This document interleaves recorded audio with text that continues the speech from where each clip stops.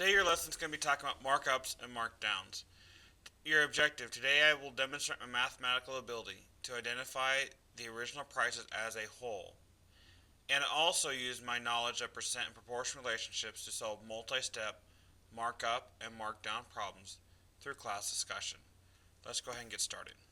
Okay, we need to review some of our vocab for a minute. So a markup, okay, so if I have an MU or a markup, this is simply the price the item is marked up. So I got it for an original price, okay, so my original price here would be, just like it says, the original price, the price the store got it for. Alright, now markup is going to be higher than the original price, so it's how much higher is this than the original price. Okay, so the new markup price would be called the selling price.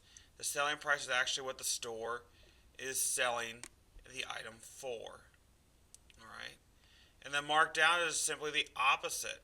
So like if I have something on sale, I'm taking a mark down, okay, or a discount. This would be like a discount. Okay. And then the markup rate is simply, the percentage that I'm either marking it up or I'm marking it down. Okay. So these all kind of go together in talking about what we're going to be talking about today in class. Now, remember, the markup is going to be higher than the original price, the markdown is going to be lower, and we're dealing with the percentage. Okay? And all this goes back to what you did yesterday when you were talking about percent increase and percent decrease. You're going to find that the lesson today is no different than what you did yesterday. I'm just changing the vocabulary just a little bit. Alright, let's go ahead and get started and see what our first problem is. Okay, it says GameStop buys the latest video games at a wholesale price of $30. Okay, the markup rate at GameStop is 40%. Okay, this is the markup rate. Use your allowance to purchase the game at the store. How much will you pay, not including tax? Okay, and then how much profit? So there's two things we got to figure out. How much will you pay? Okay, not including tax.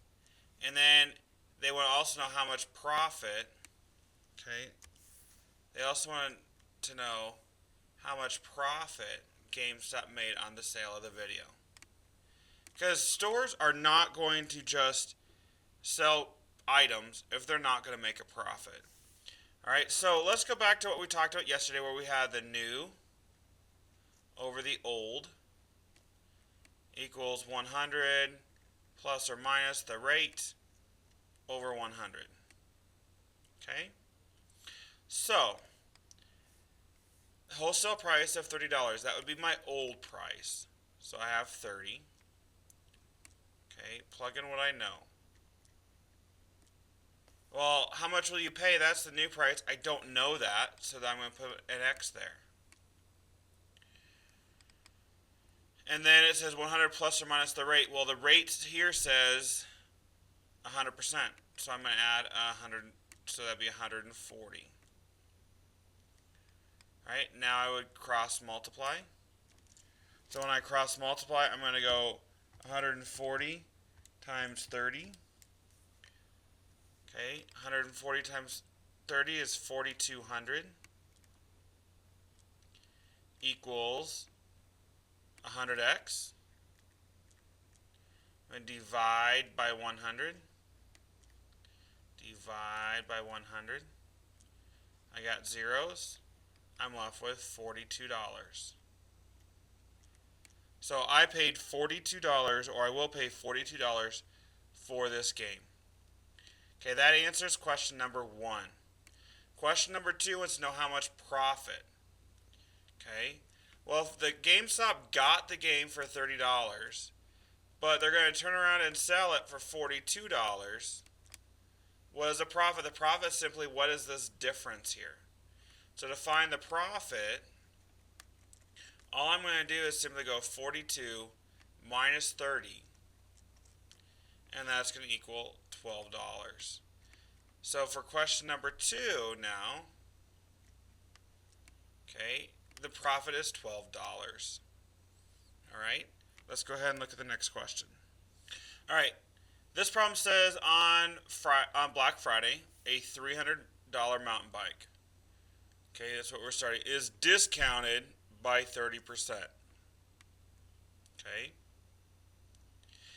And the discount and then discounted again with an additional 10% for shoppers who arrive before 5 a.m. I want to know what the final price is. Alright, well, this is going to take us a couple steps in order to do this, because we're going to have to first find this discount and then find this discount. Alright, so there again, we're going to start back with our new over our old equals 100 plus or minus the rate divided by 100. Alright, so start with my fraction again. My old is 300. Okay, this is 100.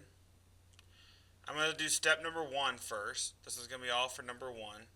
So I'm discount by 30%. Well, discount, I'm actually going to go 100 minus 30, which is 70. Alright, and then I'm going to then put x here because I don't know that. Alright, so now I have 70 times 300,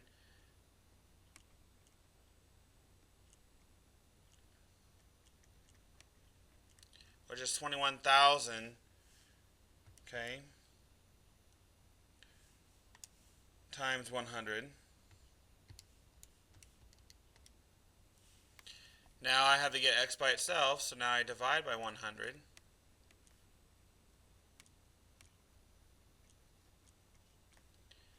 X equals $210. So if I discount by $30 or 30%, I'm going to get, it's going to be $210. However, part number 2 says, well, if I get there before 5 a.m., I get to take another 10% off. So I'm going to use this price now for my second problem. So now I have my proportion, my fraction again. Put 100 here because I know that's there. 210 is my old price now, because I'm taking a 10% off of this. Well, then 100 minus the rate with 10%, which is 90. So I'm going to put 90 here. I'm going to put x here. So I'm going to multiply this way. So 210 times 90 is going to be 118,900 equals 100x. Get x by itself, so I'm going to divide by 100. Divide by 100. Okay. X now equals $189. So my final price then is going to be $189. Basically, if I can get to the store before 5 a.m., I get this bike not for $210, which is on sale for this Black Friday special, but for actually $189. Alright? And that's really what your lesson's about. It's about doing, probably more than likely you're going to be doing 2 steps for each problem. Alright? Now, let's see what's next. Okay, here's your to-do list again. Don't forget, write your question and your discussion board. You guys are doing really, really good with those. Okay, and make sure you answer your 5 questions prior to coming to class. Remember, this is for a grade. Alright, I'll see you in class.